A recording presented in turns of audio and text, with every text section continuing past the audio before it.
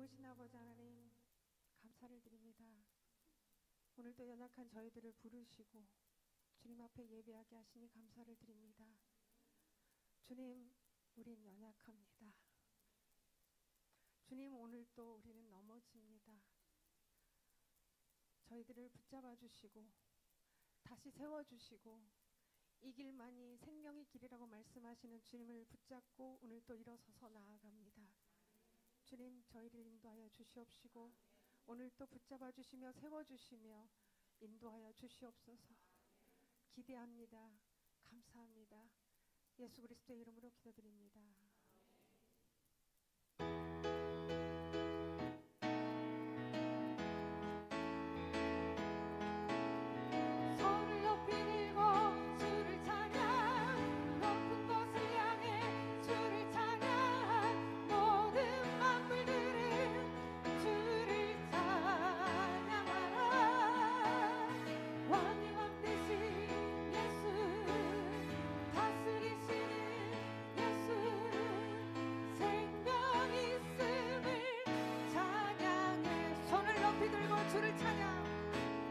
주의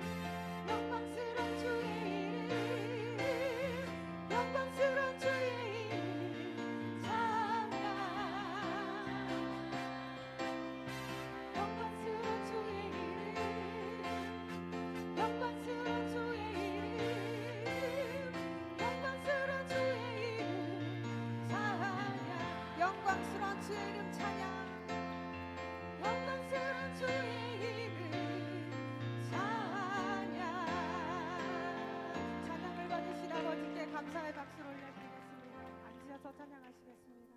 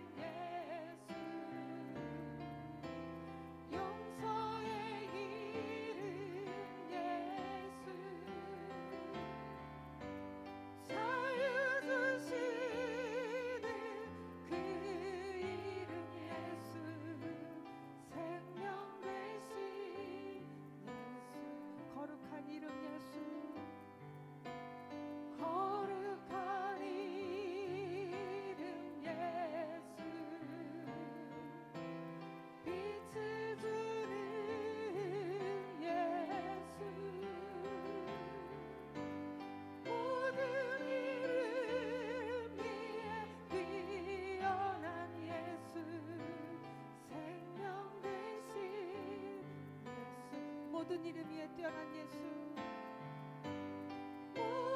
모든 이름 위에 뛰어난 예수, 생명 되신 예수, 모든 이름 위에 뛰어난 예수, 모든 이름 위에 뛰어난 예수,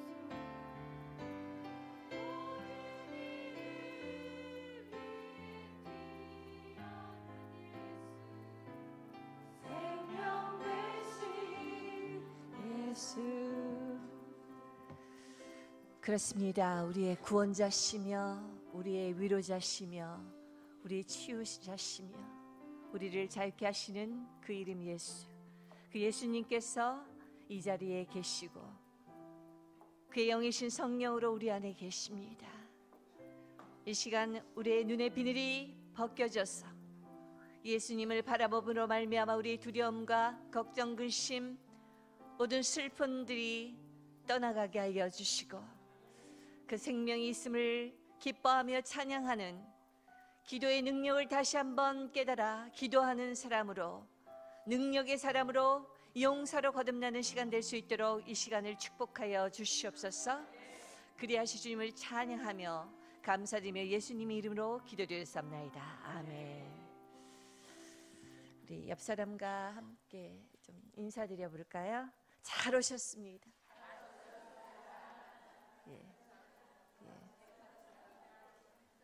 당신이 여기까지 온 걸 보니 하나님이 살아계시는군요. 네. 사실은 다른 어떤 강의나 세미나나 어떤 예배와 달리 기도학교는 영적인 공격이 많습니다. 사실 제가 지금 생각해 보면 어떻게 이 길을 걸어왔는지, 하나님이 함께 하시지 않았더라면 할 수 없었던 것 같습니다. 네, 저에게 이렇게 사명을 주셨는데 정말 기도할 때 이렇게 공격이 많다는 것은 그만큼 역사가 있기 때문에 공격이 있는 거예요. 역사가 없는 것은 사람들이 부흥하는 것 같지만 또 많은 것 같지만 우리가 속아 넘어갈 수 있는 부분이 있습니다. 정말 우리가 부흥이라는 것은 내가 변하는 거예요. 내가 변하지 않고 사람만 많은데 무슨 소용이 있습니까? 그렇잖아요. 부흥이라는 것은 내가 변하는 거예요. 예수 그리스도의 형상을 닮아 변하고 정말 이 세상을 이길 수 있는 용사로 변한다는 것입니다.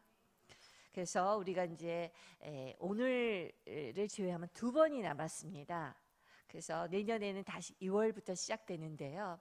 정말 마지막 날까지 여러분 정말 승리하는 여러분 되시길 축복하면서요. 오늘은 능력 있는 중보기도에 대한 원리를 좀 알아보겠습니다. 우리가 기도를 하죠. 기도를 하는 분들은 뭐 자녀를 위해서, 남편을 위해서, 또 교회를 위해서, 또 좀 넓게는 열방을 위해서 기도하는 분들이 계시는데 정말 능력 있는 응답받는 중보기도의 원리가 무엇인지 오늘 좀 살펴보고 우리 기도했으면 좋겠습니다. 여러분 삶 가운데 고난 있습니까? 아멘입니까? 네, 다 고난이 있죠. 성도들의 삶에는 고난이 있다고 하나님 말씀에 써 있습니다. 고난을 만날 때 여러분 어떻게 하십니까? 세상 사람들은 친구를 만나서 수다도 떨고 맛있는 것도 먹고 기발하시죠. 좀 리프레시하러 다니는데 결국은 또 제자리로 돌아오곤 합니다. 우리 하나님의 자녀들은 고난이 있을 때 감사한 것은 기도의 자리로 나온다는 것입니다. 인간의 방법으로는 도저히 안 되는 것들을 보면서 그런 문제와 상황 가운데 놓였을 때 우리가 할 수 있는 것은 사실 기도밖에 없습니다. 어떤 사람과 상황을 우리가 대신해서 또 나와서 기도하는 것을 우리가 중보기도라고 하는데요. 나의 기도를 하나님께 드리고 또 이제 우리 상황 가운데 어려운 사람들을 보면서 가족들 어려운 문제들을 보면서 하나님과 그 사람 사이에 들어가서 기도하는 것을 중보기도, intercession prayer라고 합니다. 제가 한 열흘 전인가요? 이제 일본 목사님들하고 그 기도원이 있다고 해서 좀 한번 같이 동행한 적이 있습니다. 일본 목사님들 집회가 있더라고요. 거기서 제가 굉장히 신선한 일본에도 이런 목사님이 계신가 하는 정도의 참 신선함을 받은 그 고쿠분지 베프티스트 처치의 그 요나이 목사님을 제가 그때 강사로 오셔서 또 은혜도 받고 또 이야기도 좀 나눴는데요. 그분이 그런 얘기를 하더라고요. 이제 그 관서 지방에서 칸사이 지방에서 예수를 대학 다닐 때 처음 믿었는데 안 믿는 가정에서 태어났고 그랬을 때 자기한테 지대한 신학의 영향을 준 사람이 있었는데 서울대 출신의 일본으로 유학 온 유학생이 있었다고 합니다. 그 청년과 굉장히 친해졌는데 너무 이제 이 청년이 믿음이 좋길래 자기가 한국까지 따라갔다는 거예요. 그래서 한 70년대 말에 그 대학교 때 그 친구를 따라서 한국에 가서 막 철야 기도도 하고 기도에 대한 걸 많이 배우셨더라고요. 역시 다르시더라고요. 그래서 그리고 제가 놀라운 것은 일본 교회를 탐방할 때마다 많은 한국 분들이 기도로 또 여러 가지 또 봉사로 섬기는 모습을 보면서 정말 한국 분들이 일본에 와서 있는 사명을 제가 거기서 많이 발견하곤 합니다. 근데 그 요나이 목사님이 한국에 가서 길거리에서 걸어 다닐 때 그 얘기를 하시더라고요. 어떤 나이 지긋한 분이 오셔서 굉장히 애국자이신 것 같은데 자기를 보면 자네 일본 사람인가 하고 딱 물어보시더래요. 그래서 그렇다고 하니까 그때부터 이제 우리 레퍼토리 있잖아요. 일본 사람이 우리 한국에 와서 얼마나 나쁜 짓을 했고 이런 고통을 주었고 그 이제 일장 연설을 쫙 하신 거예요. 이 청년은 역사에 대해서 잘 일본 사람들은 잘 배우지 않습니다.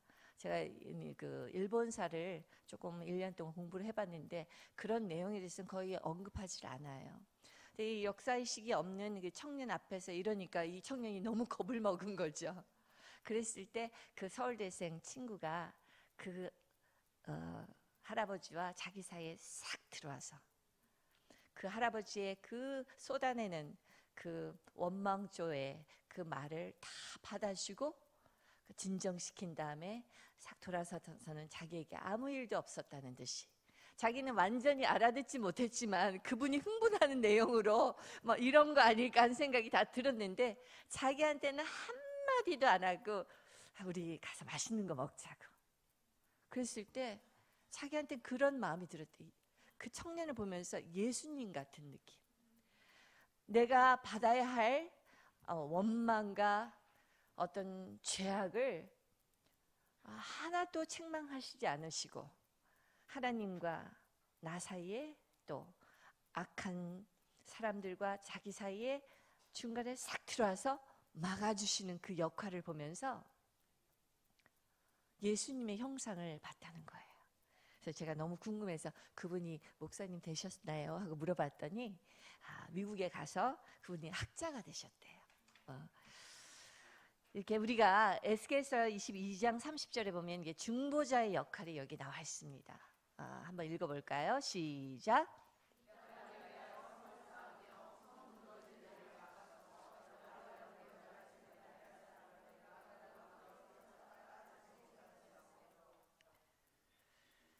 우리가 이 성이라는 것은 우리 인간의 성일 수 있고 또 교회의 성일 수 있고 나라의 성일 수 있고, 이 성에 구멍이 나고 문제가 생겼어요.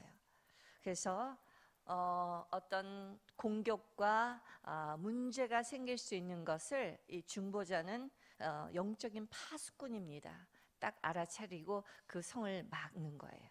예전에 네덜란드의 방파제를 손으로 넣어서 막았다는 그런 스토리도 있는 것처럼 자기가 막는 거예요. 뭐로 막는가요?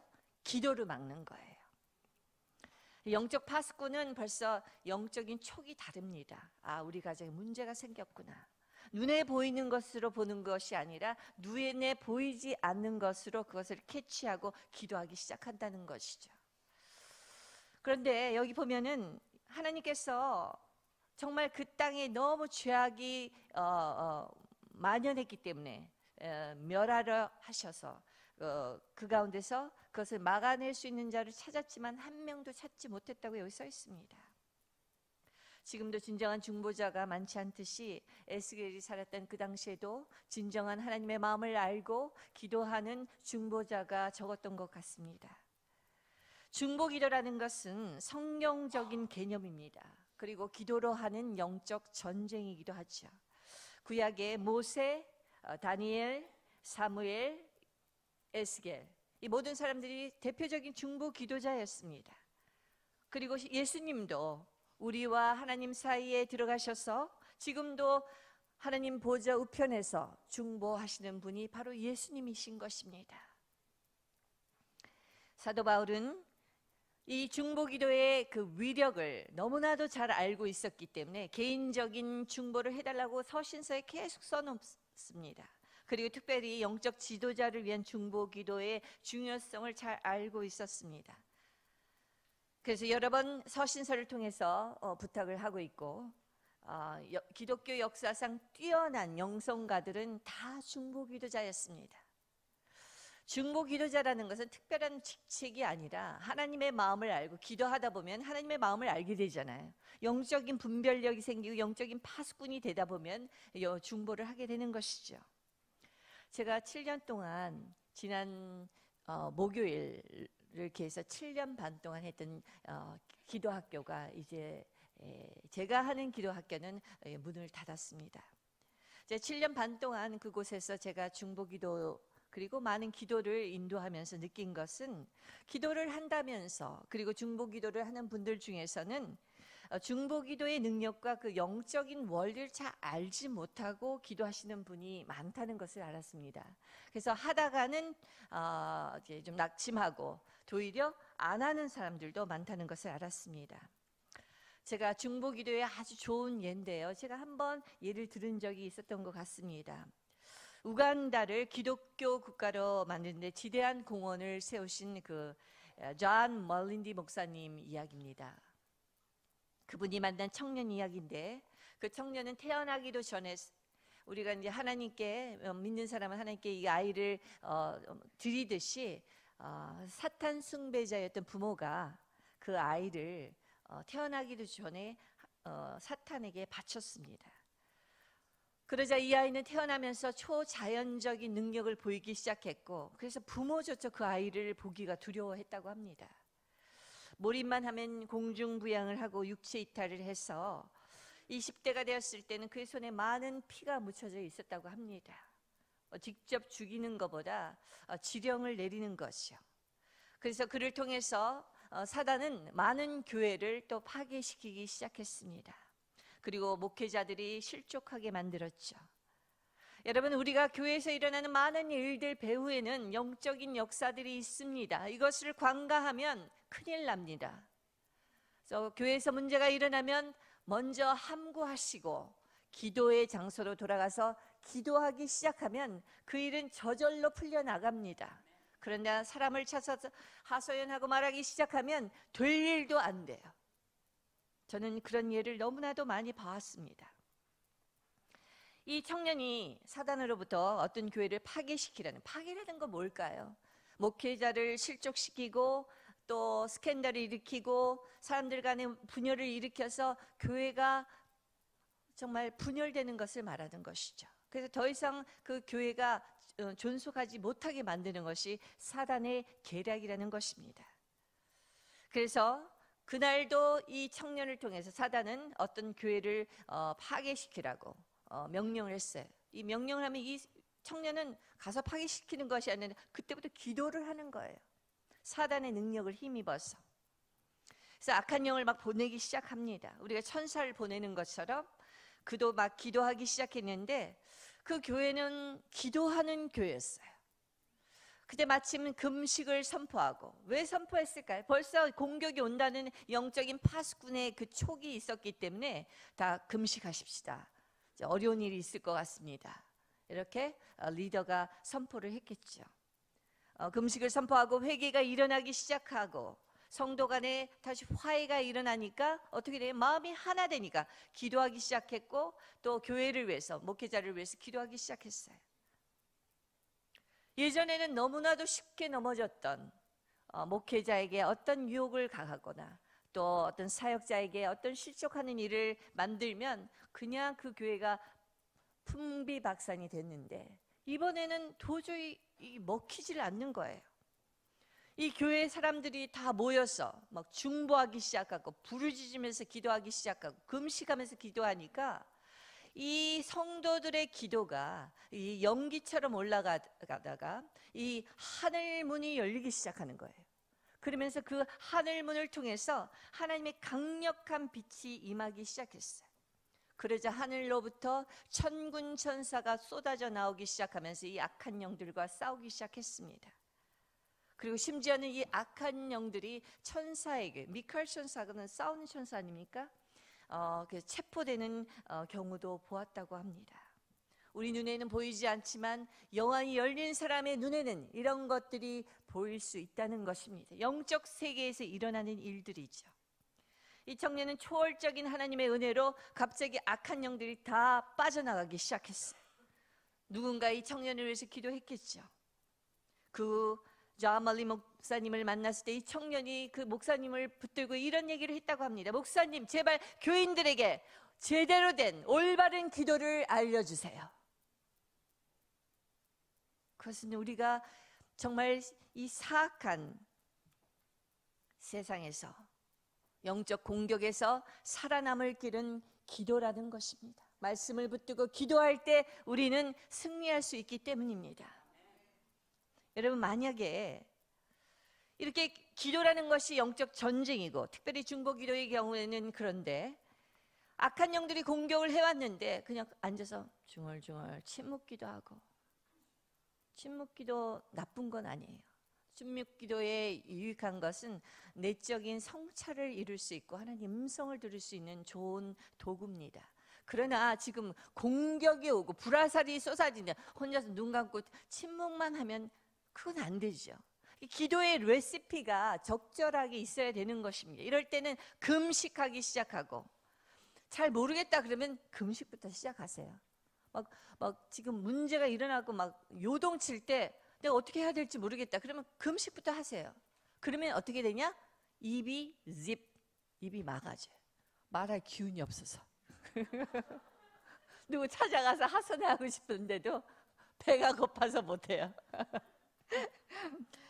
그래서 이제 금식 기도를 시작하고 그 다음부터 하나님께서 감동을 주시는 대로 방언 기도하고 부르짖는 기도하고 대적 기도하고 선포 기도하기 시작하면 놀라운 역사들이 일어나기 시작하는 것입니다. 아멘. 이엔 바운스는 이렇게 얘기했어요. 돈이 없어 가난해도, 세상의 조롱과 핍박에 시달려도, 문화와 사회의 냉대에 직면해도 교회는 기도만 있으면 승리의 진군을 계속하여 최후 승리를 거둘 수 있다. 그러나 기도하는 사람이 없으면 교회는 가장 약한 적도 물리칠 수가 없고 주님을 위해 승리의 트로피를 들어 올릴 수가 없다고 말했습니다. 그 기도가 모든 것입니다. 그 기도가 제대로 갈 수 있는가는 그 교회 제대로 된 중보 기도가 있는가에 달려 있다는 것입니다. 위대한 영적 지도자 뒤에는 위대한 기도의 어머니가 있다는 얘기를 우리가 종종 듣지요. 방탕한 생활을 하고 있었던 아들 어거스틴을 위해서 눈물로 기도했던 모니카의 이야기는 우리가 잘 알고 있는 바입니다. 당시 너무나도 이 아들이 죽게 돌아오지 않으니까 이 어머니는 그 로마 주교였던 암브로스에게 그런 하소연을 합니다. 그러자 이 암브로스는 이렇게 얘기를 하지요. 그 유명한 말을 합니다. 낙심하지 마십시오. 눈물로 기도하는 어머니가 있는 자녀는 결단코 망하지 않을 것입니다. 아멘. 어거스틴 자신의 고백록이라는 책을 썼어요. 방탕과 허무의 세월을 보내던 자신이 로마의 한 정원에서 똑같이 좀 유의의 생활을 보냅니다. 그런데 정말 그 책에 보면요 이렇게 돼 있어요. 뭐 읽으려고 하는 게 아니라 성경책을요 우리 랜덤으로 하나 둘 셋 하고 딱 열었어요. 그리고 하나 딱 집은 말씀이 로마서 13장에서 14절 말씀이에요. 우리 한번 읽어볼까요? 시작.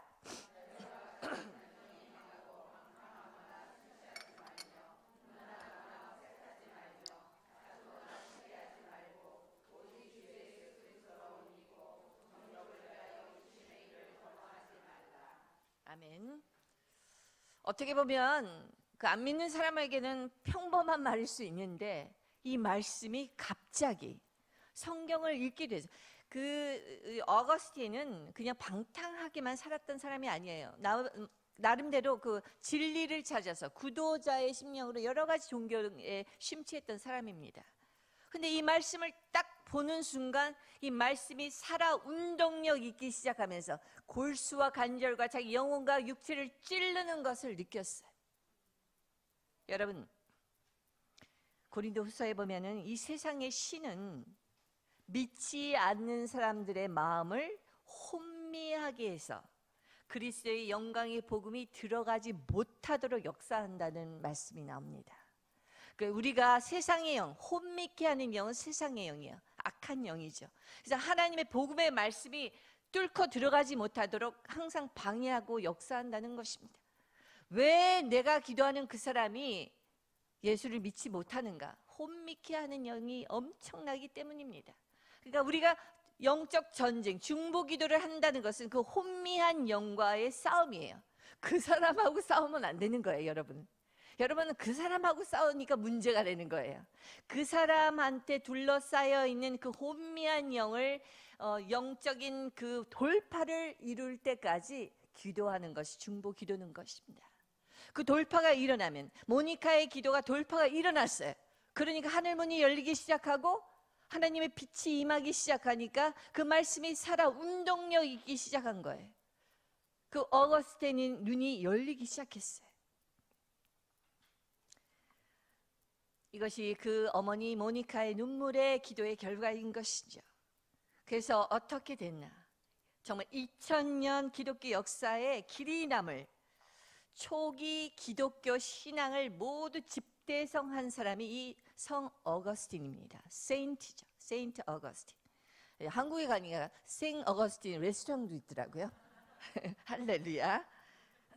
멸망의 길을 가고 있던 아들의 영혼의 구원을 위해서 하나님께 자비를 구하며 눈물로 기도하고 기도를 멈추지 않았던 그 모니카의 눈물의 기도가 지금은 사용되지 않지만 예전에는요, 로마에 내려오는 총례 기도문에 이 모니카의 기도가 실렸다고 합니다. 혹시 없으면 제가 좀 읽어드릴게요. 잘 좀 눈을 감고 읽어보세요. 이제 들어보세요. 우리가 필요한 것이 아무리 크다 해도, 우리가 요구가 아무리 많다 할지라도 하나님이 명하신 대로 하나님을 시험하기만 하면 그분이 주시는 모든 축복을 쌓을 곳이 없을 것이다. 이것은요, 하나님을 시험하라 그랬어요. 기도함으로 하나님이 하시나 안 하시나 시험해보라 그랬어요. 근데 우리 요구나 필요가 너무 많은데 중요한 것은 하나님이 명하신 대로, 여기가 중요합니다. 모니카는 하나님이 이 명하시고 하나님의 뜻이다라는 것이 분명하면 하나님을 시험해보라 그랬어요. 끝까지 기도를 쉬지 않고 기도를 놓지 않는 것이에요. 여러분, 모세, 사무엘, 다니엘, 에스겔 같은 성경의 위대한 하나님의 사람들은 다들 기도의 사람들이었죠. 그 중에서 사무엘은 자신의 기도를 쉴 때 이스라엘 민족들에게 문제가 일어나는 것을 너무 많이 경험했어요. 그래서 기도를 쉬는 것이 죄구나 라는 것을 깨닫기 시작했습니다. 그래서 사무엘상 12장 23절에 이런 말씀을 하게 되죠. 우리 한번 읽어보겠습니다. 시작. 안 나왔습니까? 사무엘상 12장 23절 제가 읽어보겠습니다. 여러분 잘 아시는 거예요. 나는 너희를 위하여 기도하기를 쉬는 죄를 여호와 앞에 결단코 범하지 아니하고 선하고 의로운 길을 너희에게 가르칠 것인지. 기도를 쉬는 것이 죄일까요, 여러분? 죄인 것입니다. 하나님이 역사하는 길을 다 막아놓는 거예요. 우리가 기도하지 않으면 하나님 뜻이 이 땅 가운데 이루어지지 않고, 우리가 기도하지 않으면 하나님의 그 놀라운 역사가 일어나지 않는데 우리가 쉬고 있는 거예요. 그러면 죄가 될 수 있는 것이죠. 여기 영적 지도자의 모습을 볼 수 있습니다. 중보자의 모습을 볼 수 있습니다. 우리가 기도하지 않고는 우리는 선한 모습을 보여줄 수가 없어요. 의로운 것을 보여줄 수가 없어요. 저도 아마 제가 일주일 정도 기도를 쉬면 이 세상에 제일 사악한 사람이 될 것 같아요. 인간은 다 똑같습니다. 그래서 우리는 기도를 쉬면 안 된다는 것이죠. 아멘. 중보기도의 그런 방법에 대해서 우리 한번 알아보겠습니다. 출애굽기 7장 8절에서 16절 우리 한번 함께 읽어보도록 하겠습니다. 시작.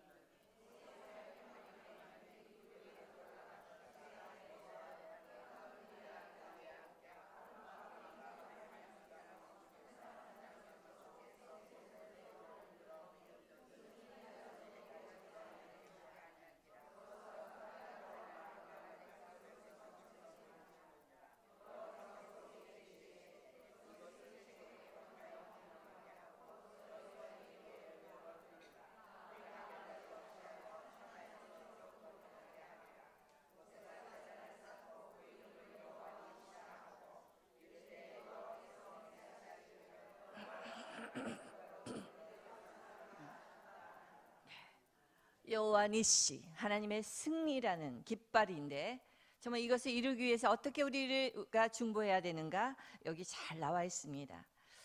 출애굽 후에 이스라엘 민족들은 가나안 땅으로 들어가는 것을 포기하고 이 광야로 우회했을 때 이스라엘 민족이 치른 최초의 전쟁이 이 르비딤에서 아말렉과의 전쟁이었습니다.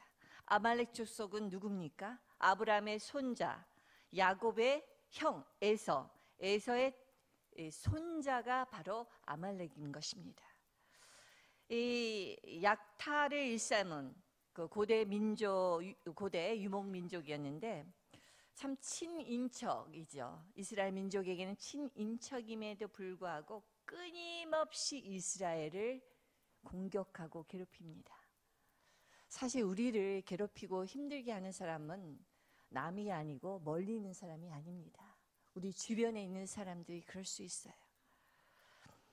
그래서 나중에 그 사울 왕 때는 그 아각 왕을 체포하기도 하고 또 다윗 때는 시글락 전투에서 진멸 토벌을 하죠. 그러나 이 아말렉 족속은 끊임없이 이스라엘 민족을 괴롭힙니다. 근데 이 아말렉 족속을 여기서는 영적인 상징으로 사단 마귀에 비교를 하는데요. 그도 그럴 것이 이들은 공격할 때 전쟁이라면 정면에서 맞붙어서 싸워야 되는데 항상 가는 게 그냥 걸어가는 그 어떤 유목민족이 있으면 뒤에 처진 자부터 이게 치기 시작해요. 그 수법이 사단 마귀와 굉장히 유사합니다. 연약하고 홀로 있는 자들을 먼저 공격하기 시작하는 것이죠. 그러면 우리가 17장 8절 9절을 다시 한번 읽어보겠습니다. 시작.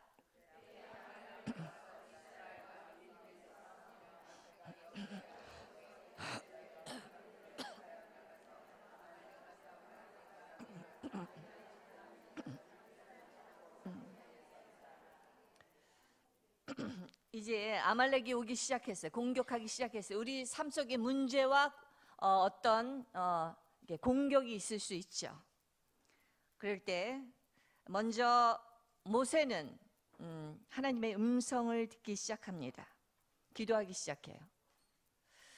우리가 어떤 문제와 어떤 공격을 당할 때 중요한 것은 힘들지만 하나님의 음성을 먼저 들으려는 자세가 있어야 됩니다. 작전을 세워야 되잖아요. 작전 없이 나아가는 것은 무모할 수 있습니다.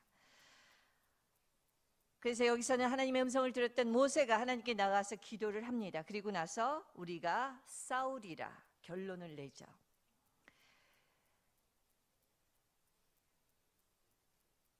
여기 보면은 그 다윗 왕도 늘 전쟁에 나가기 전에 하나님의 음성을 들었던 것을 볼 수 있습니다. 역대상 14장 10절 한번 읽어볼까요? 시작.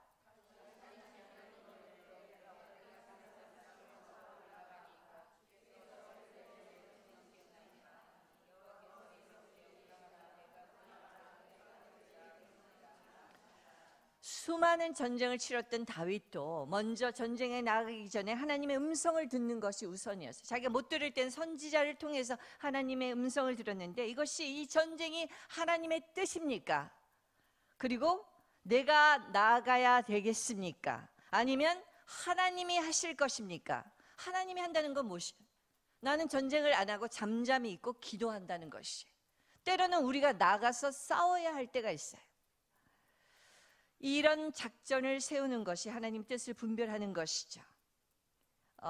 저는 참 이 얘기를 들을 때마다 감동이 되는 게 다윗이 그 압살롬 아들의 반역으로 쿠데타로 인해서 도망가죠. 물론 이 왕이 아들에게 맞서서 반역군과 맞서서 싸웠더라면 다 토벌했을 것입니다. 그런데 토벌하지 않아요. 왜? 자기 아들이 있기 때문에. 도망갑니다. 도망가서 맨발로 도망가고 울면서 도망갈 때 그때 그 사울의 친척인 시므이란 사람이 다윗을 조롱하면서 저주합니다. 그때 군사들이 많았어요. 가서 뭐 칼을 한번 휘두르면 죽일 수도 있는데 밑에 부하들이 어떻게 손을 볼까요? 하고 얘기를 이제 물어보지만 다윗은 그냥 내버려 두라고 합니다. 다윗은 늘 전쟁과 상황 속에서 하나님의 뜻이 무엇인가를 분별하면서 살았던 것 같습니다. 손볼 필요가 없다는 생각을 했기 때문에 그냥 그 욕과 저주와 그 비방을 다 들으면서 그냥 묵묵히 걸어갔던 거예요. 때로는 우리가 부당한 공격과 문제를 만났을 때도 하나님이 참아라, 잠잠하라, 그럴 땐 잠잠해야 돼요. 그때 입을 벌리기 시작하면 문제가 더 커지기 때문에 하나님께서는 잠잠하라고 하는 것입니다. 그냥 바람이 훅 하고 지나가 버리면 그냥 잊어버릴 건데, 바람을 붙들어 가지고 씨름하기 시작하면 문제가 더 커지기 때문이죠. 그 다음에 이렇게 우리는 작전을 세우기 위해서 하나님의 음성을 들어야 된다는 것입니다. 그 다음 10절로 넘어가겠습니다. 10절 읽어보겠습니다. 시작.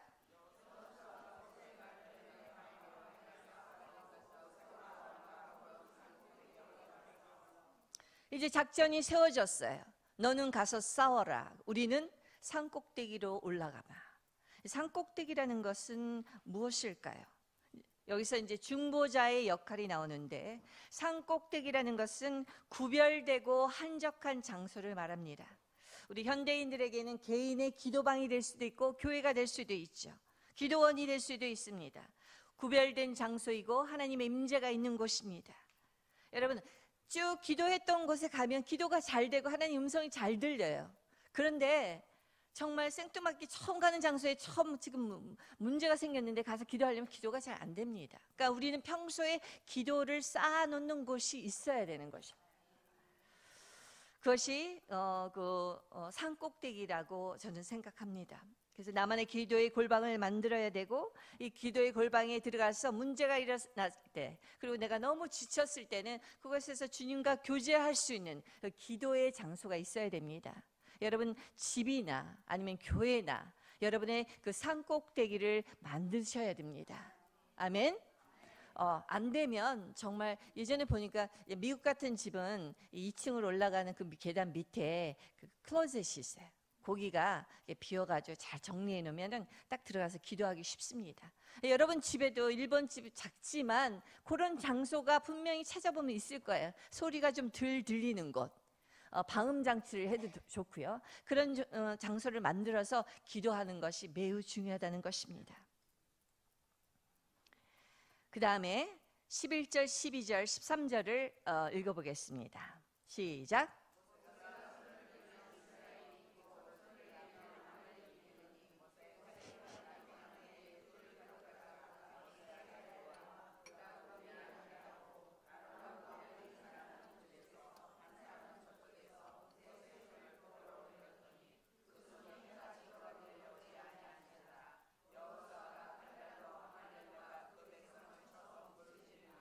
아멘. 이제 전쟁이 시작됐어요. 여호수아는 전쟁하는 사람은 사실 아무 생각도 없습니다. 그냥 기도 한번 하고 열심히 싸울 뿐이에요. 여호수아와 그 군사들은 나가서 지금 싸우고 있어요. 아마 젊은 사람들이었을 거예요. 그리고 이제 모세와 함께 올라간 사람이 아론과 훌입니다. 그런데 여기서 특이한 것은 모세의 팔이 올라가면 승리하고 팔이 내려가면 진다는 거예요. 기도가 될 때는 승리하고 기도를 쉬기 시작하면 지기 시작하는 거예요. 그러자 곁에서 기도하고 있었던 아론과 훌은 모세의 손을 양쪽에서 붙들기 시작합니다. 그리고 전쟁이 끝날 때까지 내려오지 않도록 붙들어 준다는 것이, 여기 중요한 중보 기도의 포인트가 나오고 있습니다. 절박하고 위급한 상황에 처해 있는 사람들, 그리고 그를 위한 중보 기도에는 여러 사람이 함께 할 때가 더 효과적이라는 것입니다. 여러분, 너무 기막히고 절박한 상황인데 혼자 기도도 잘 못하면서 껴안고 있지 마세요. 기도를 하는 분들한테 좀 오픈하시고 기도 요청을 하셔야 됩니다. 그리고 여호수아처럼 전쟁에 나가서 싸우는 자들은, 우리가 이제 영적인 해석을 하자면 영적 전쟁에서 최전방에서 싸우는 거예요. 교회에서 말하자면 복음 전파와 영적 사역을 하는 목회자, 사역자, 선교사, 전도자들이죠. 전도하러 나갈 때도 이 작업이 필요합니다. 영적 전쟁이 최전선에 있기 때문에 우리의 중보가 절대적으로 필요한 거예요. 우리 전도하는 분들이 여기 좀 계시는 것 같은데, 전도하러 나갈 때는 이렇게 산 꼭대기에서 기도하는, 중보 기도하는 사람들을 마련해 놔야 됩니다. 내 힘으로 안 돼요. 지금 전도하고 있는데 내가 기도할 수 없잖아요. 사역 때문에 정작 자신을 위해서 기도할 수 없기 때문이죠. 우리가 주일날 설교자를 위해서, 목사님을 위해서 기도하는 것도 매우 중요합니다. 제 스펄전 목사님의 기록을 본 적이 있는데, 스펄전 목사님이 탁월한 설교로 많은 사람들이 주께 돌아오기 시작했어요. 그래서 미국에서 그 사절단, 목회자 사절단이죠. 왔습니다. 영국으로 와서 어떻게 이 교회가 부흥이 됐나. 그랬을 때 스펄전 목사님이 교회는 계단 위에 1층에 있었는데 그 반 지하에 있는 그쪽으로 데려가면서 그 사절단에게 문을 열고 보여드렸습니다. 그게 뭐냐면 그 반 지하에 모여서 기도하는 중보 기도자들의 모습. 몇십 명이 모여서 그 목회자와 그 설교와 찬양에 기름 부어달라고 기도하기 시작하니까, 그럴 때 하늘의 문이 열리기 시작하고 또 이 혼미케 하는 영들은 떠나가기 시작하니까 놀라운 돌파가 일어나기 시작하는 거예요. 그러니까 주께 돌아오는 사람들이 너무 많아지기 시작하는 거예요. 그 원인이 바로, 이유가 거기 있었다는 것을 스펄전 목사님 보여줬다고 합니다. 여러분, 교회는 반드시 중보자가 필요합니다. 저도 기도학교에 중보자가 필요하다고 저는 생각합니다. 그래서 우리가 정말 이곳에 온 그 스태프들이 정말 함께 기도하면서 수강생들, 여기 오신 분들이 정말 하나님을 만나고 돌아갈 수 있도록, 우리가 기도하는 것과 기도하지 않는 것은 정말 차이가 나는 것입니다. 지금까지는 정말 서울에서 기도를 여러분을 위해서 많이 했어요. 근데 이제는 여러분이 이제 다음 학기부터는 해야 된다는 생각이 듭니다. 여러분, 중보 기도자의 역할에 대해서 우리가 한번 생각해 보면, 모세는 여호수아를 위해서 중보 기도자였어요. 근데 여기서 주목할 수 있는 것은 아론과 훌의 역할입니다. 모세의 조력자로서 중보를 돕고 있는 것이죠. 우리가 중보 기도자의 중요성에 따라서 제일 기도 중보자, 제2 중보자, 제3 중보자로 나눌 수 있습니다. 네.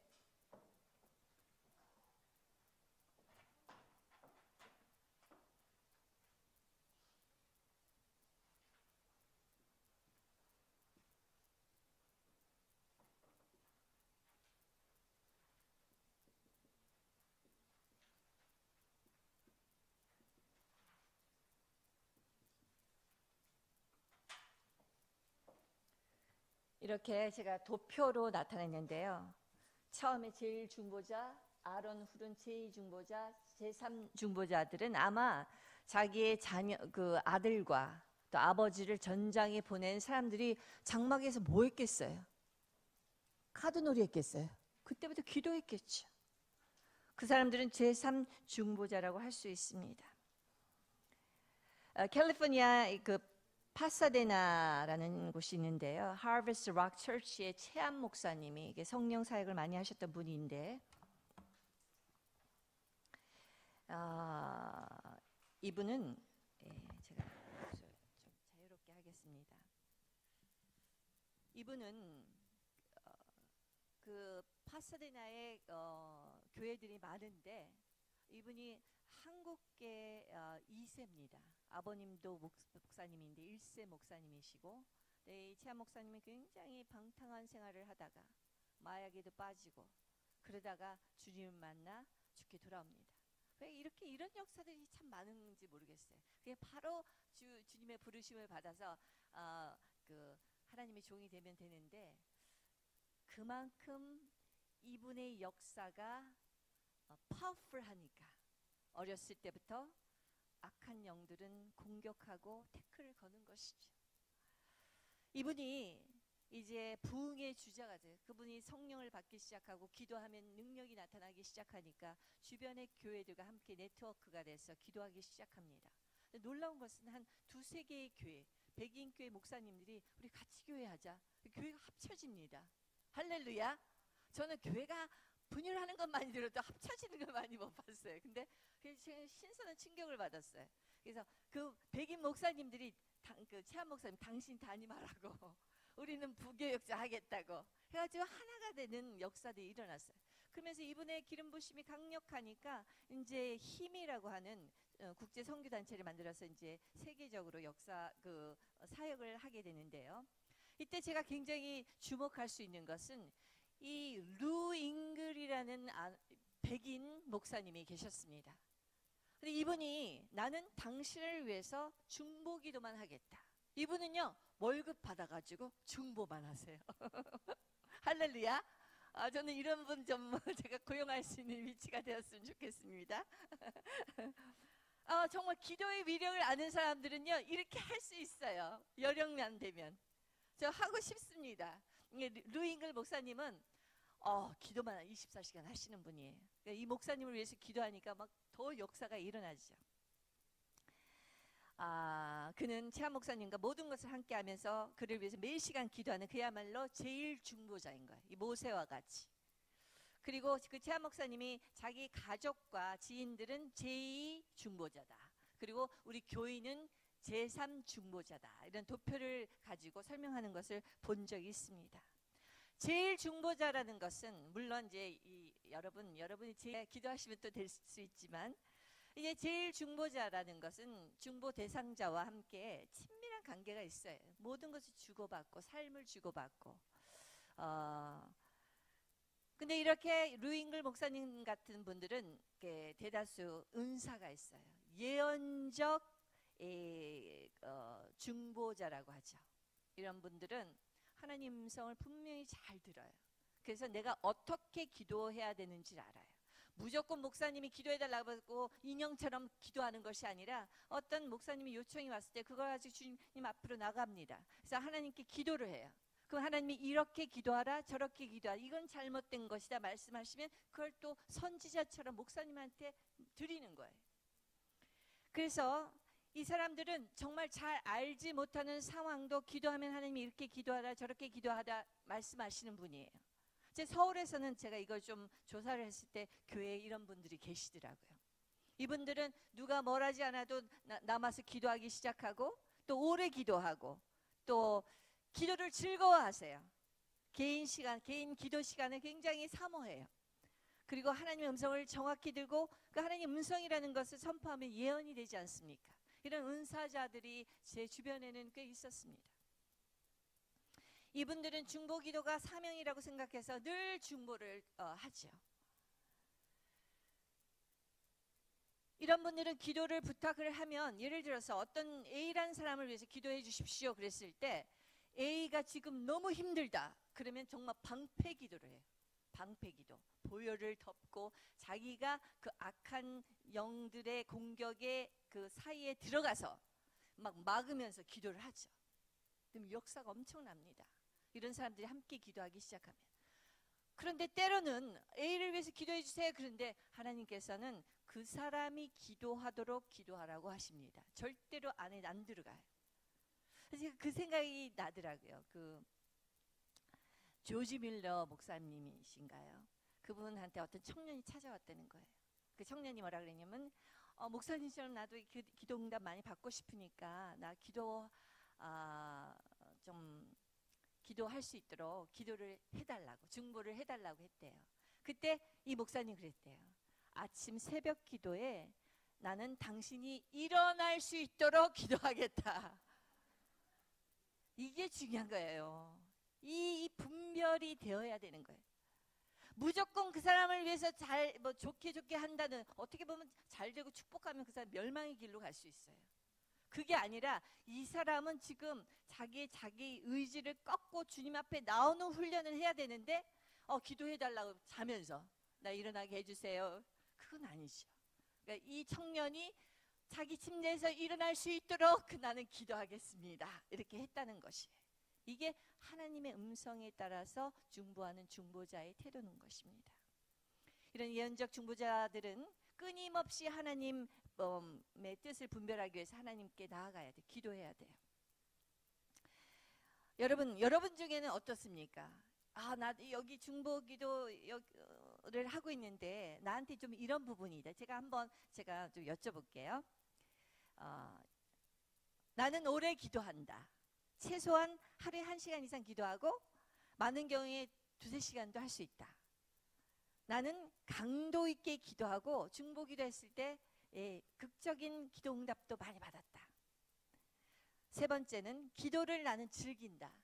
개인 기도 시간을 만족해 한다. 또 네 번째, 하나님의 음성을 정확히 듣고 예언의 은사를 함께 갖고 있다. 잠깐 눈 감아 보세요, 여러분. 여러분에 대해서 저도 좀 알고 싶어요. 그래서 여기서 1개 이상, 그러니까 하나라도 맞는 부분이 있으면 한번 손을 들어주세요. 네. 잠깐 내려주시고 2개 이상. 네. 계시네요. 예, 할렐루야. 눈 뜨세요. 예, 여러분 중에서도 벌써 중보자의 그 사명을 갖고 있는 분이 여기 꽤 한 10명 정도 계신 것을 제가 봤습니다. 이런 분들은 중보를 하셔야 돼요. 하나님이 주셨기 때문에. 특히 2개 이상 해당됐던 분들은 반드시 기도를 쉬는 죄를 지지 말아야 됩니다. 제가 또 언젠가 또 기회가 되면 이런 분들을 또 만날 기회가 있겠지만, 오늘은 또 이제 중보 기도할 때 좀 주의해야 할 점들을 좀 말씀을 드리고 싶어요.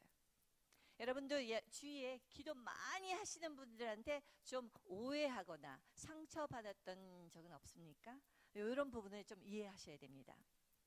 때로는 중보 기도자들이 하나님의 역사를 일으키는 통로가 되지만 대부분이 그렇습니다. 근데 때로는 방해할 때도 있어요. 어떤 때냐? 이게 중보 기도의 함정입니다. 아까 그랬지, A라는 사람에 대한 하나님의 뜻이 분명히 있어요. 그런데 그 사람이 내 자녀야. 그래가지고 동정심과 연민을 느끼기 시작하고, 그럴 때 그래도 얘가 잘 돼야 돼 그러면서 하나님 뜻은 이건데 B인데 막 C로 기도를 하기 시작하는 거예요. 그러면 하나님이 역사를 못 하시겠죠. 이게 어렵게 제가 말씀을 드렸는데, 예를 들면 이런 겁니다. 제가 예전에 어떤 제 친척분인 권사님이 저한테 중보 기도를 부탁했어요. 당신의 딸 때문에 너무 힘든 거예요. 제가 그 따님의 삶을 제가 알거든요. 너무 힘드니까 딸을 위해서 기도해달라. 근데 제가 기도하니까 하나님께서 안 좋은 말씀만 하는 거예요. 교만은 패망의 선봉이요, 막 이런 얘기를 하시고, 하나님께서 크게 다루실 것 같은 두려움이 드는 거예요. 근데 권사님에게 조심스럽게 하나님께서 좀 어려움이 있을 것 같은데 그래도 그걸 잘 통과할 수 있도록, 그래서 하나님을 그 딸이 만나서 새롭게 돼서 하나님의 사람으로 변화될 수 있도록 제가 기도할게요 그랬더니 버럭 화를 내시더라고요.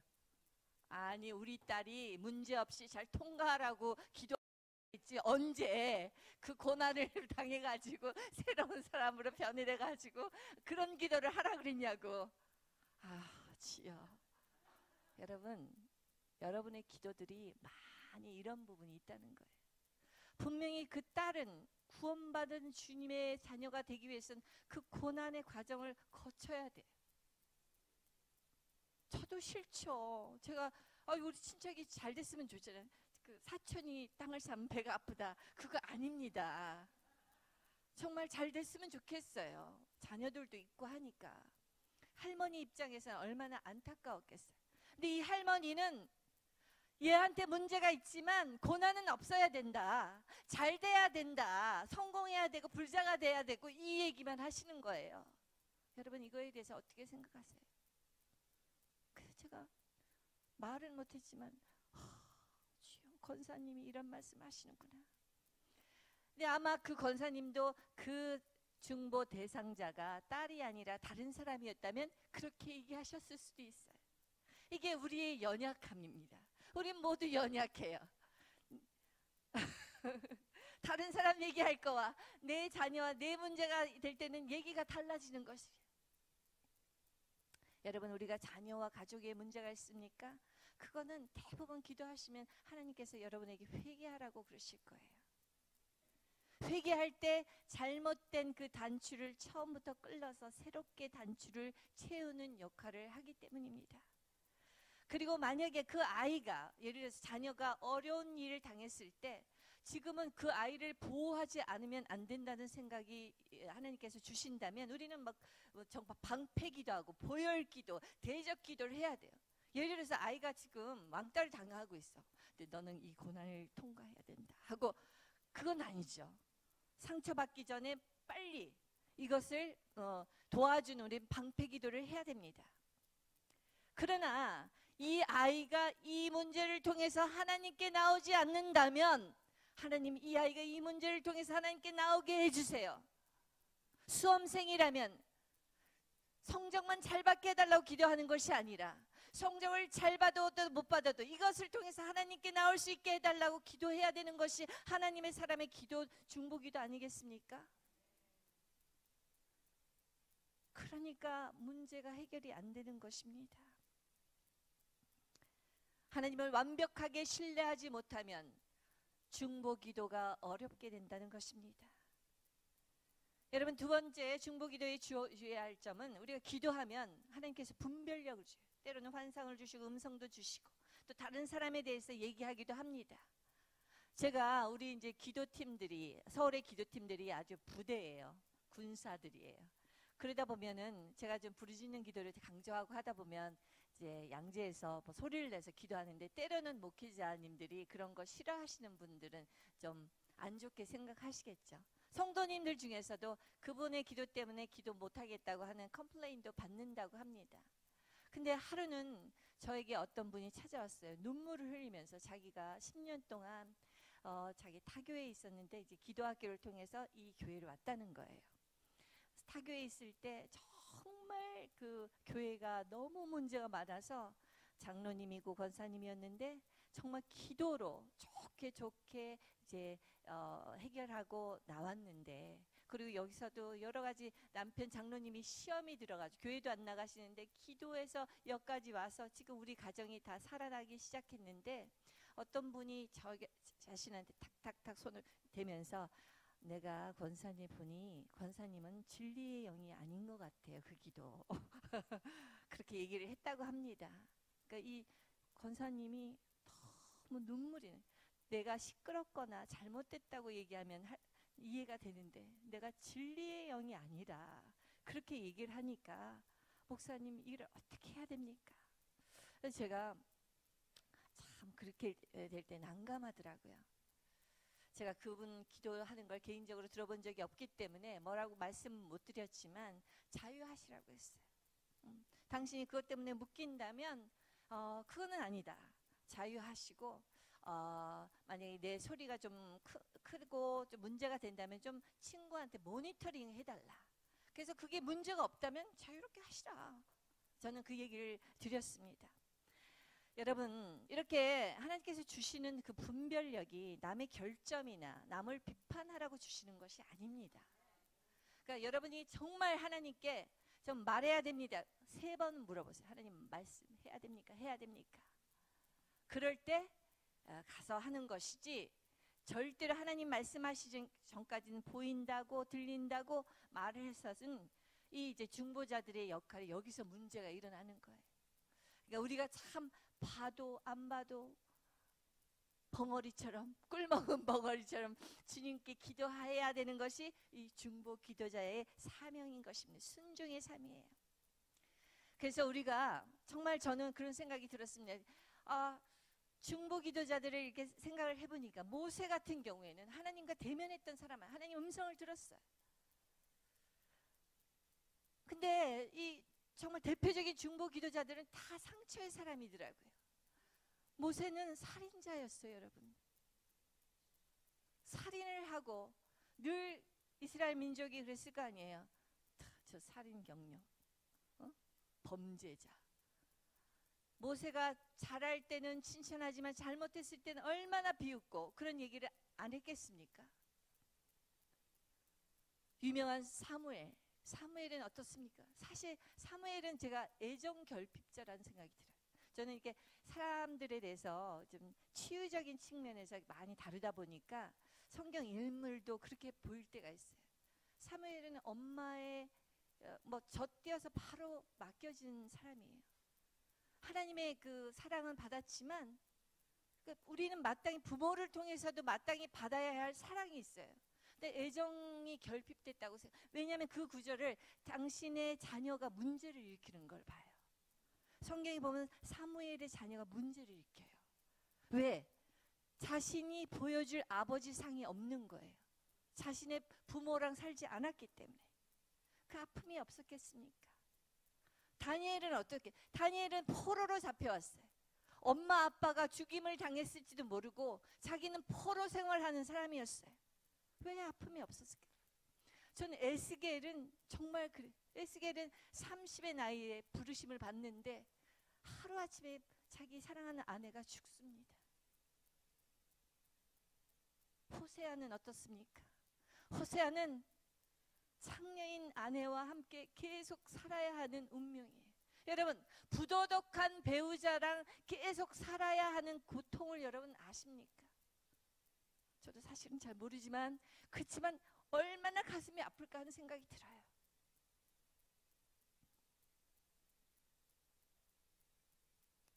다 두려움과 상처 속에서 기도를 시작한 사람이라는 것을 여러분에게 들려드리기 위한 것입니다. 여러분, 기도를 또 하게 되면 사탄은 우리를 공격하기 시작합니다. 그러나 여러분, 중보기도 시작했을 때 사단이 공격한다 그래서 그거 두려워하지 마세요. 그 개인적인 일로 받아들이면요 기도를 못합니다. 아예. 종이 호랑이라고 생각하세요. 제가 평신도 때 전도를 상당히 많이 했습니다. 그래서 오늘 전도하러 가는 날이 있었어요. 일주일에 한 번씩. 전도를 준비하는 날에 아침에 잠깐 새벽기도 갔다 와서 잠을 자면 딱 눈을 뜨면요 살짝 잠들었을 때 마귀는 우리가 무의식이잖아요. 하나님이 좋은 환상도 주지만 때로는 꿈을 통해서 마귀가 주기도 해요. 그걸 참 분별하셔야 됩니다. 그래서 딱 자면은 우리 지금은 대학생이 된 그 딸이 굉장히 험한 일을 당하는 장면을 싹 보여줘요. 너무 두려운 거예요. 내가 전도 나가면 우리 애가 이렇게 될까? 그 어린아이인데 무서워서 하루는 제가 못 나갔어요. 너무 쇼크를 받아가지고. 근데 제가 생각해 보니까 야, 이것을 좋아할 것은 사단이구나. 사단은 종이 호랑입니다. 욱 하고 보았을 때는 호랑이에요. 근데 탁 잡아보면 종이야. 겁만 주는 거예요. 왜? 우리는 하나님의 손에, 하나님의 능력의 손에 붙잡혀 있기 때문에 그들은 우리의 머리카락 하나도 건들지 못합니다. 아멘. 보혈로 덮는 거예요. 보혈로 덮고 난 나간다. 이랬을 때 아, 얘는 안 되는구나. 그 다음에 그 작전을 안 써. 이제 꿈에 안 나타나요. 근데 여러분이 꿈에 나타날 때마다 막 두려워하고 떨고 아무것도 못하면 야, 이거는 먹히는구나 하고 계속 공격을 당할 거예요. 그래서 우리가 내게 처한 상황과 문제를 개인적으로 것으로 받아들이지 않고 하나님께 올려드려야 돼요. 비록 문제가 있어도 하나님 당신이 알아서 해주세요. 난 이거 할 수 없잖아요. 알아서 해주시면 나는 주님의 일을 하겠습니다. 이럴 때 주님께서 어허, 그 녀석 쓸만한데 이렇게 말씀하세요. 할렐루야. 그리고 어떨 때 저는 힘들 때는 하나님 나는 죽었습니다. 골로새서 3장 3절에 이는 너희가 죽었고 너희 생명이 그리스도와 함께 하나님 안에 감추어졌습니다. 내가 그리스도 안에 감추어지려면 여러분 자신의 죽음을 선포해야 돼요. 여러분 안에 너무나도 문제가 많습니까? 인간관계에 갈등이 많습니까? 하나님 나 죽었습니다. 나 죽었으면 분노도 사라지고 자존심도 없고 뭐 찔러도 없어요. 가만히 있어야 돼요. 죽은 사람은. 왜? 내가 죽었다고 선포하는 순간 우리는 그리스도와 함께 예수님과 함께 하나님 안에 감춰지는 거예요. 할렐루야. 내가 살아있으니까 내 감정, 내 생각, 내 의지가 파릇파릇 살아있으니까 계속 문제가 생기는 것이에요. 그래서 여러분에게 문제가 생겼을 때 금식하라는 이유가 바로 여기에 있는 것입니다. 금식할 때 나는 죽게 되는 거예요. 생명을 주님께 담보로 드리는 거예요. 안 먹으면 우리 죽잖아요. 그럴 때 주님 내 안에 있는 혈기가 다 사라지는 거예요. 여러분 성격 중에서 혈기가 많은 분들 계세요. 이런 분들은 일주일에 한 번은 좀 금식을 하셔야 돼요. 자기가 조절이 안 돼요. 그 이 혈기와 에너지가 뭔가 이렇게 분출 안 되면요 사람을 잡습니다. 그러니까 그런 성격의 분들은 이건 또 이제 그리스도를 위해서 좋은 기질이 될 수 있거든요. 근데 이게 아직 안 될 때는 일주일에 한 번씩 나는 정말 기도하시 금식 기도를 하셔야 돼요. 그리고 좀 연약한 분들 이런 분들은 금식하면 안 돼요. 금식하지 말고 그분은 많이 좀 드시고 부르짖으면서 좀 기도하세요. 약하기 때문에 당하는 거예요. 안 먹으면 더 약해지는 거야. 아멘? 그러니까 자기 기질에 따라서 성격에 따라서 자기를 관리할 수 있는 방법을 좀 고안을 해야 되는 것입니다. 그 다음에 이제 우리가 정말 우리 사울리는 말씀을 알아야 돼요. 말씀이 알면 기도가 그 말씀과 함께 그 불태워지기 시작하면 엄청난 역사가 일어나기 시작하는 것이죠. 그리고 우리가 또 여러분 막 기도하려고 그러는데 내가 중보를 해야 되는데 막 내가 문제가 생겼어. 꼭 생깁니다. 중보하려고 그러면 생겨서 그러면 어떻게 해야 돼요? 하나님께 그걸 올려드리고 막 기도할 마음이 안 생기면 찬양을 하기 시작하는 거예요. 찬양을 하면 경배의 영이 임해 천사가 오기 시작해요. 그러면서 소리 질러서 찬양하고 그 다음부터 기도가 되기 시작하는 거예요. 그 김영미 목사님 제가 말씀 한번 드렸잖아요. 여자 목사님이신데 건대에서 지금 목회를 하고 계시는데 건대 기독교의 그 이념으로 세워졌지만 그 안에 교회가 없었어요. 근데 그 차세대의 사명을 받고 이제 그곳에 교회를 세우려고 받았는데 누가 교회를 세우게 만듭니까? 뭐 들어가서 할 때마다 다 쫓겨나는 거예요. 그래서 이제 기도를 하고 이런 컨테이너 같은데 다 싣고 들어가서 이제 교회를 세우려고 하는데 이제 사람들이 다 저지를 하는 거예요. 그래서 이제는 총장을 만나야겠다. 그래서 총장한테 어떻게 예수 믿는 어떤 그 학과장하고 연결이 돼서 총장님실까지 갔어요. 문을 똑똑똑 들이기 문을 탁 열립니다. 그러면 안녕하세요. 저 김영민 선교사라고 하는데 이렇게 얘기를 해야 되잖아요. 딱 들어와서 딱 포스가 대단해요. 그분. Amazing grace, how sweet the sound. 그러면서 찬양을 하는데 저는 목소리가 별로지만 그분은 진짜 천상의 목소리 갖고 있어요. 막 사람의 마음을 사로잡는 거예요. 그러니까 거기에 천군 천사가 임하기 시작하니까 총장님, 예수 안 믿는 총장님이 보통 미친 이 아줌마 나가세요 이러잖아요. 그 말씀도 안 하고 눈을 감고 듣더니 그거 참 좋구만 그러시더래. 그래서 이제 전도를 하려고 했는데 전화가 왔어요. 그래서 나오게 됐는데 또 찾아갔어. 똑똑똑 어메이즈.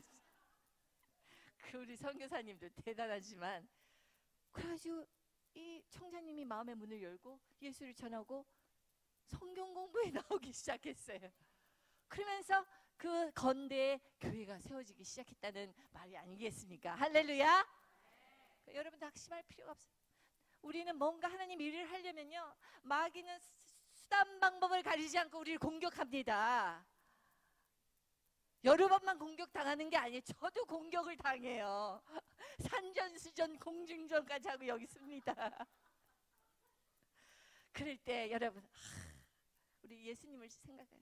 예수님은 이거보다 더 처참했지. 저는 항상 그걸 생각합니다. 이건 아무것도 아니야. 내 자존심만 구겨지면 됩니다. 아멘. 여러분이 힘들 때 소리내서 기도하고 소리내서 찬양할 때 여러분을 승리의 길로 이끄실 주님을 찬양하시기 바랍니다. 우리가 정말 기도해야 되는데 여러분 지금은 뭐 교회가 너무나도 어지럽지 않습니까? 제가 참 인상적인 것은요. 피터 와그너 박사님의 그 친구분인데 사우스웨스트 침례교회의 그 국제 대형 교회 연구소의 존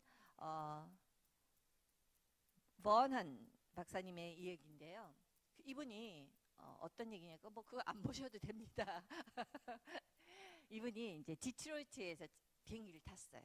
그리고 보스턴까지 가는 비행기를 탔는데 옆에 딱 보니까 어떤 청년이 기도를 열심히 하는 거야. 그래서 너무 반가워가지고 무슨 기도를 하냐고 그랬더니 당시 그리스도인이 크리스찬이냐고 물어봤더니 아닙니다. 저는 사탄 숭배자입니다. 여러분 미국에 사탄 숭배자들이 많아요. 사탄 숭배자뿐만 아니라 뉴에이지 신봉자들, 마법사, 무당, 점쟁이 엄청나게 많습니다. 일본도 마찬가지입니다. 한국도 그렇습니다. 그러니까 사탄 숭배자라. 사탄 숭배자는 토요일 날 4시에 예배를 드린 거 제가 압니다. 뭐 그것도 캘리포니아 같은 데서는 LA 근처에 데스밸리라고 있어요. 죽음의 밸리, 죽음의 계곡이 있어요. 거기 모여서 하더라고요. 근데 예배가 뭔지 아세요? 섹스 파티예요. 그래서 자기 영혼을 사단에게 바치는 거예요. 근데 그 많은 아이들 중에서 그 참가자 중에서 기독교 가정의 아이들이 많다는 거 아닙니까? 거기서 예수님을 못 만나고 가정에서 상처받은 아이들이 떠돌다가 악의 도구로 사용되는 거예요. 근데 이 청년이 나는 사탄 숭배자라고 당당하게 얘기하는 거예요. 그래서 무슨 기도를 하냐 그랬더니 내 기도 제목은 뉴잉글랜드라는 것은 그 보스턴, 뭐 매사추세츠 그 청교도들이 맨 처음에 정착한 그 아주 미국의 고향이라고 하는 그 지역이 동부 쪽에 있는데 거기에 있는 기독교 목사와 그 가정이 다 파괴되는 것을 위해서 지금 기도하고 있다. 얼마나 썸뜩한. 이들은 이렇게 기도하는데 여러분 기도하십니까? 여러분 목사님을 위해서 기도하십니까? 여기서 받으시면서 저를 위해서 기도하십니까? 기도하셔야 돼요. 기도하면 그게 방패가 되는 거예요. 그리고 우리가 서로를 위해서도 기도해야 돼요. 문제가 있을 때 자존심 때문에 말 안 하시면 공격을 당해서 무너질 수밖에 없어요. 그럴 때일수록 미리미리 제1중보자, 제2중보자, 제3중보자들을 마련해 놔야 돼요. 요거는 1번이다. 1번에게 얘기해. 이건 2번이다. 요 정도는 수준은 3번에게 얘기하자. 이렇게 얘기하면 되는 거예요. 그래서 우리는 항상 친구 관계가 여러분 교회 와서 나갈 때 밥 먹으러 갈 때 맨날 세상 얘기하면 그거 안 돼요. 이 중보자를 만드시는 작업을 하셔야 돼요. 할렐루야. 그러면 영적인 얘기를 하게 되죠. 그 나의 아픔을 얘기하게 되고 세상의 얘기는 교회에서는 이제는 안 하셔야 됩니다. 아멘. 그러면 그 은혜를 다 잃어버리기 시작해요.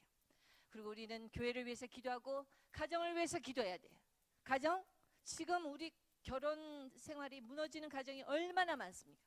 아이들이 아픔을 주는 가정이 얼마나 많습니까? 우리가 기도하지 않기 때문에요. 그리고 학교를 위해서 기도해야 됩니다. 우리 아이들의 영혼을 맡고 있어요. 이제 크리스천 스쿨도 거의 없어요. 또 정부를 위해서 기도해야 되고 미디어, 연예계, 예술계를 위해서 기도해야 됩니다. 저는 솔직히 말해서 요즘에 이렇게 뮤지엄 같은데, 미술관 같은데 가기가 싫어요.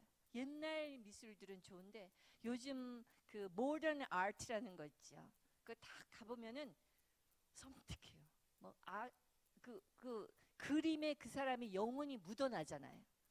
그게 뭐 몇 억에 팔리는 거 보면 저 솔직히 말해서 저도 안 걸고 싶어 무서워서. 그 영이 그 어둠과 그 아주 안 좋은 것들이 묻어 있는 그 그림에 그거를 우리는 또 예술이라고 감사를 하잖아요. 뭐 지금은 영화가 뭐 제가 얼마 전에 그 샤넬 그 광고를 봤는데 여자 둘이서 이렇게 껴안는데 의미심장한 포즈를 하고 껴안고 있더라고요. 그런 거 보면서 이제는 우리는 무감각해야 되니 동성애에 대해서도 무감각. 그럼 아이들은 동성애도 참 재미있고 좋은 거구나 이렇게 생각이 되는 거예요. 그래서 미디어, 예술, 연예인을 위해서 기도해야 되고 우리가 기도할 것이 많습니다.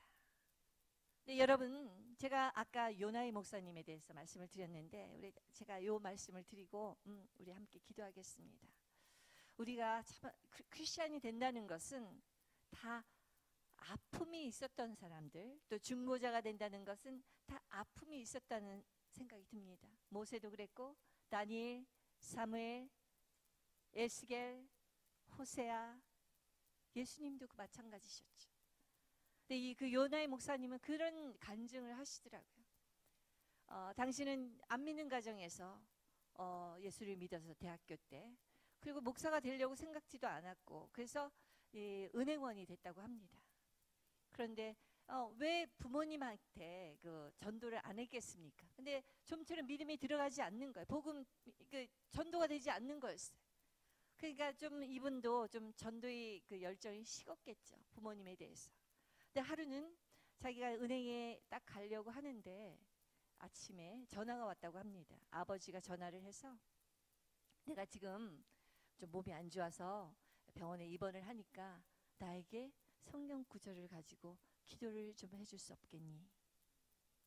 그랬을 때 자기가 너무 바쁘고 나가야 되니까 그래서 그냥 대강 열어봐서 그냥 가지고 그냥 기도하라고 좀 말도 안 되는 얘기를 하고 직장에 출근했습니다.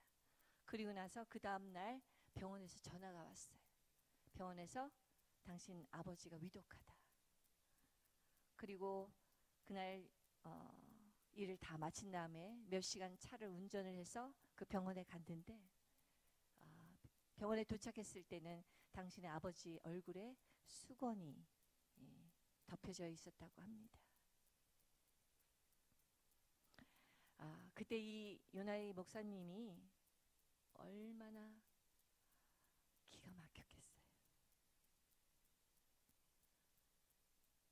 그 이후로는 자기가 정말 목사가 되었지만 어느 누구가 자기를 만나자고 해도 거절하지 않는다고 합니다. 그 마음이 있는 거예요. 사역의 동기도 중보의 동기도 우리의 아픔에서 시작되는 거예요. 저도 사실 그런 아픔이 있어요. 똑같지는 않지만 저도 정말 제가 예수를 믿고 정말 많은 사람한테 전도했는데 다른 사람들 예수를 잘 믿는데 우리 친인척들은 왜 이렇게 예수를 안 믿는지. 제가 너무 막 어떨 때는 막 우리 어머니 살아 계셨을 때는 제가 어머니를 막 픽업하러 가는 거예요. 그래가지고 모시고 가서 옆에다 앉혀놓고 또 맛있는 거 사드리고 선물 드리고 용돈까지 집어넣어서 다음 주 만납시다. 근데 오시긴 오시는데 딱 교회 앉으면 눈을 감는 거예요. 왜 감냐 그랬더니 이제 너랑 놀 거 생각해서 교회 말씀 때는 좀 에너지 충족을 하기 위해서 눈을 감고 있는 거래. 그래서 제가 막 울었어요. 소리 지르면서. 아니 내가 이렇게 애를 쓰는데 몇 년씩 어쩌면 엄마란 사람이 이럴 수가 있느냐 그랬더니 막 당하면서 믿음이 안 생기는데 어떻게 해 막 그러면서 제가 온누리 교회에 들어갈 때 저희 어머님이 이 세상을 떠났어요.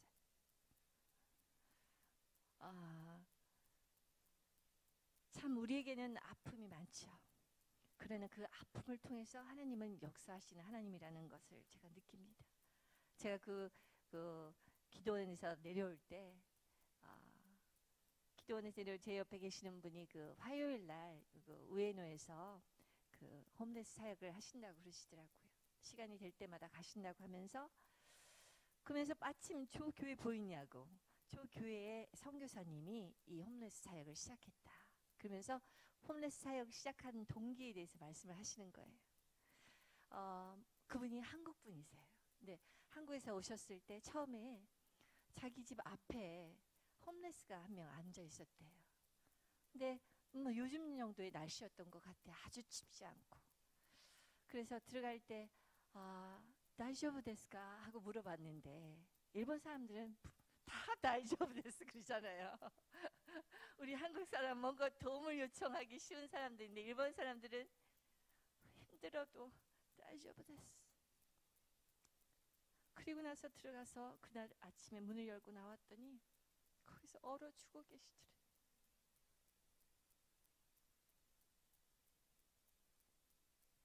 아니 선교사로 일본 땅에 왔는데 하나님께서 바로 앞에 영혼을 주셨는데 죽었으니 얼마나 기가 막혔겠습니까? 우리는 다 이런 아픔 속에서 하나님의 사역을 하고 아픔 속에서 중보 기도자가 되는 것 같습니다. 여러분 아픔이 큽니까? 큰 만큼 여러분은 위대한 중보자가 될 겁니다. 여러분 지금 고난 가운데 있습니까? 놀라운 하나님의 역사를 체험하게 되실 겁니다. 우리 함께 좀 기도하는 시간 갖겠습니다. 성경에는 많은 중보자, 용사와 같은 중보자들이 있었습니다. 그러나 그들의 삶은 만만한 것이 아니었습니다. 살인자로, 또 자녀가 문제를 일으키는 사람으로, 창녀와 함께, 부도덕한 사람과 함께 살아야 하는 그 고뇌와 아내를 잃어버리는 슬픔 속에 살아간 에스겔, 그리고 우리 주변에는 많은 아픔과 고통 속에서 하나님을 만나기도 하고 기도하지 않고는 살 수 없는 많은 사람들이 있습니다.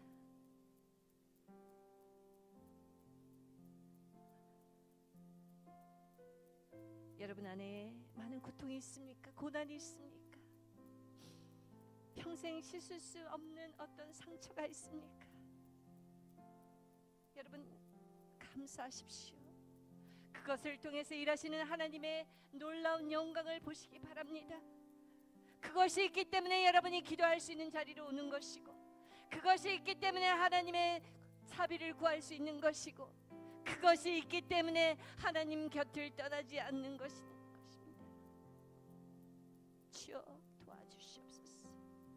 하나님 아버지, 나의 아픔이 하나님 아버지 합력과의 선을 이룰 수 있는 도구가 되게 하여 주시고, 귀한 약재료가 되게 하여 주시고, 사람을 살리는 약재료가 될 수 있도록 도와주시옵소서. 영혼을 살리는 약재료가 될 수 있도록 도와주시옵소서. 나를 주님께 드리옵니다. 주여 받아주시옵소서. 기름 부어주시고 치유하시고 회복하여 주셨어. 내가 기도하는 것마다 하나님의 영광이 드러나게 하여 주시고, 많은 영혼이 구원받게 하여 주시고, 치유되고 회복되는 놀라운 역사가 일어날 길 하나님 아버지 간절히 기도하며 주여 3번 부르면서 기도하면서 나가겠습니다. 너무나도 연약합니다. 아픔도 많습니다. 상처도 있습니다. 그러나 이것을 통해서 주님께서 우리를 부르시는 음성을 듣습니다. 내게 나오너라. 내가 나오너라. 오병이어가 너무나도 사람들 눈에는 보잘것 없었지만 예수님께서 내게 가져오라 말씀하셨을 때 5,000명을 먹이고 3,000명을 먹였다는 놀라운 역사를 일으켰던 것처럼, 연약하고 부족하고 상처 많은 우리들이지만 예수님의 손에 붙들렸을 때 영혼을 살리는 사역자로, 사람을 살리는 중보자로, 그 이성의 금강 곳을 막아 새롭게 하는 놀라운 하나님의 도구로 사용될 것을 믿습니다. 주여 도와주시옵소서. 기름 부어주시옵소서. 사명을 알게 하여 주시옵소서. 하나님의 기도하게 하여 주시옵소서. 기도를 쉬는 죄를 범하지 않도록 도와주시고, 하나님 아버지, 우리는 모두 주님 손에 달려 있습니다. 우리 자신을 주님께 맡깁니다. 주여 도와주시옵소서. 역사하여 주시옵소서. 합력하여 선을 이루실 주님을 찬양하며 절대로 낙심하거나 낙담하지 않고 주님을 바라보며 기도하며 승리하는 당신의 용사들로 우뚝우뚝 설 수 있도록 축복하여 주시옵소서. 그리하실 주님을 찬양하며 감사드리며 예수 그리스도의 이름으로 기도드렸사옵나이다.